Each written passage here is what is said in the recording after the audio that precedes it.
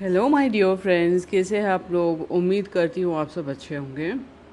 Chapter number 5, the Jesse Owens incident, from the book thief, written by Markus Zusak. The Jesse Owens incident. In Liegel's memory, it was like she had actually been there for Rudy's act of childhood infamy. Somehow she could always see herself in his imaginary audience. Maybe she just liked the thought of a painted black boy running across the grass. It was 1936, the Olympics, Hitler's Games. Jesse Owens had just completed the 4 into 100-meter relay and won his fourth gold medal. Talk that he was Subhuman because he was black, and Hitler's refusal to shake his hand was touted around the world. Even the most racist Germans were amazed as the efforts of Owens and word of his feet slipped through the cracks. No one was more impressed than Rudy Steiner. Everyone in his families was crowded together in the living room when he slipped out and made his way to the kitchen. He pulled some charcoal from the stove and gripped it in the smallness of his hands. Now he smiled. He was ready. He smeared the charcoal on nice and thick till he was covered in black. Even his hair received a once over. In the window, the boy grinned almost maniacally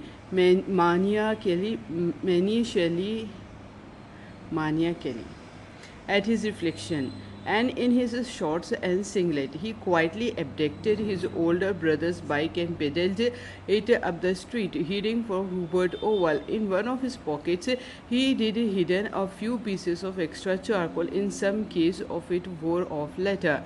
In Leisure's mind, the moon was seen in the sky that night. Clouds were stitched around it. The rusty bike crumbled to a halt at the Hubert Oval fence line, and Rudy climbed over. He landed on the other side and trotted giddily up towards the beginning of the 100. Enthusiastically, he conducted an awkward regime of stretches. He dug starting holes into the dirt. Waiting for his moment, he paced around, gathering concentration under the darkness sky with the moon and the clouds watching tightly. Owens is looking good, he began to commentate.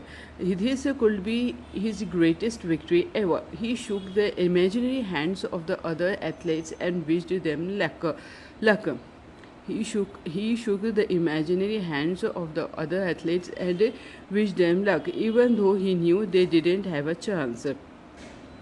The starter signaled from them forward. A crowd materialized around every square centimeter of Hubert Oval circumference. They were all calling out one thing. They were chanting Rudy Steiner's name and his name with Jesse Owens. All felt silent.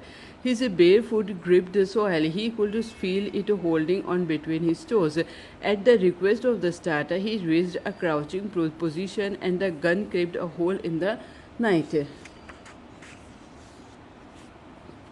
For the first third of the race, it was pretty even, but it was only a matter of time before the charcoal Owens drew clear and striked away. Owens in front, the boy's shrill voice cried as he ran down the empty straight towards the uproarious applause of Olympic glory.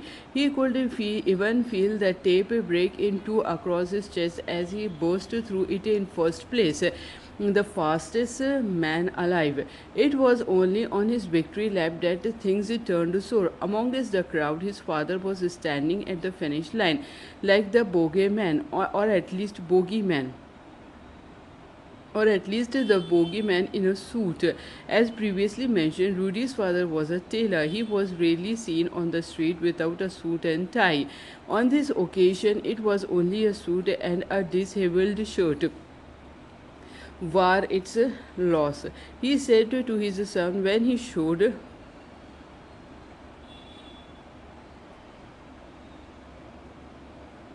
He said to his son when he showed up in all his charcoal glory, "What the hell is going on here?" The crowd vanished. A breeze sprang up. I was asleep in my chair when Kurt noticed you were gone. Everyone's out looking for you. Mr. Steiner was a remarkably polite man under normal circumstances. Discovering one of his children smeared charcoal black on a summer evening was not what he considered normal circumstances. "The boy is crazy," he muttered, although he considered that with 6 kids, something like this was bound to happen. At least one of them had to be a bad egg. Right now, he was looking at it, waiting for an explanation. "Well," Rudy panted, bending down and placing his hands on his knees. "I was being Jesse Owens," he answered, as though it was the most natural thing on earth to be doing. There was even something implicit in his tone, and Dad said, "What the hell does it look like?" The tone vanished, however, when he noticed the sleep deprivation whittled under his father's eye. Jesse Owens, Mr. Steiner, was the type of man who was very wooden. His voice was angular and true. His body was tall and heavy like oak. His hair was like splinters. "What about him?" "You know, Papa, the black magic one." "I will give you black magic." He caught his son's ears between his thumb and forefinger. Rudy winced. "Oh, what that really hurts." "Does it?" His father was more concerned with the clammy texture of charcoal contaminating his fingers. "He covered everything, didn't he?" he thought. "It's even in the ear holes of, for God's sake, come on." On the way home, Mr. Steiner decided to talk politics with the boy as best he could. Only in the years ahead could Rudy understand it all, when it was too late to bother understanding anything. The contradictory politics of Alex Steiner. Point Alex Steiner. Point 1. He was a member of a Nazi party, but he did not hate the Jews, or anyone else for that matter. Point 2. Secretly, though he couldn't help feeling a percentage of relief or worse gladness when Jewish shop owners were put out of business, propaganda informed him that it was only a matter of time before a plague of Jewish tailors showed up and stole his customers.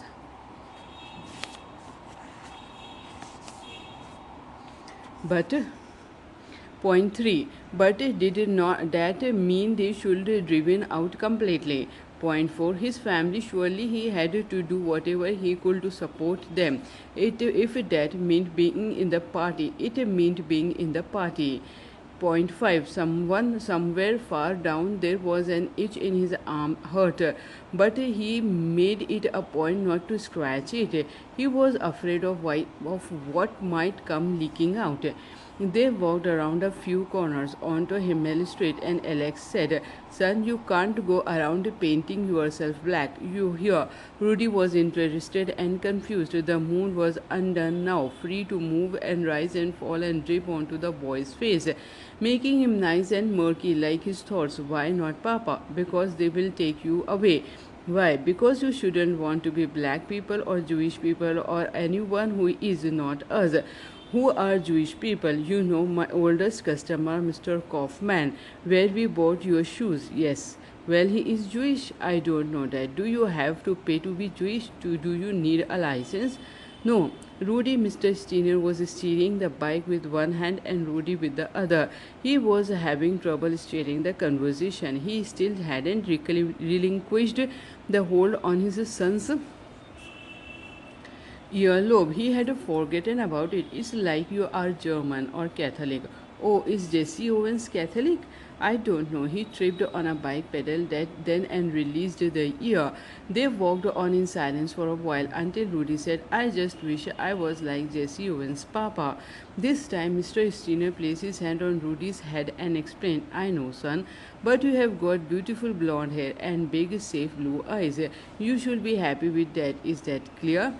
Not nothing was clear. Rudy understood nothing, and that night was the prelude to future events. 2.5 years later, the Kaufman shoe shop was reduced to broken glass, and all the shoes were flung aboard a truck in their boxes. यहाँ पे होता है हमारा chapter number 5, finish the Jesse Owens incident. आपको कैसी लगी reading ज़रूर से कमेंट्स में बताइएगा, और thank you very much for my viewers, subscribers, everyone who is watching this. Thank you very much for everything. Bye for now. The book theme.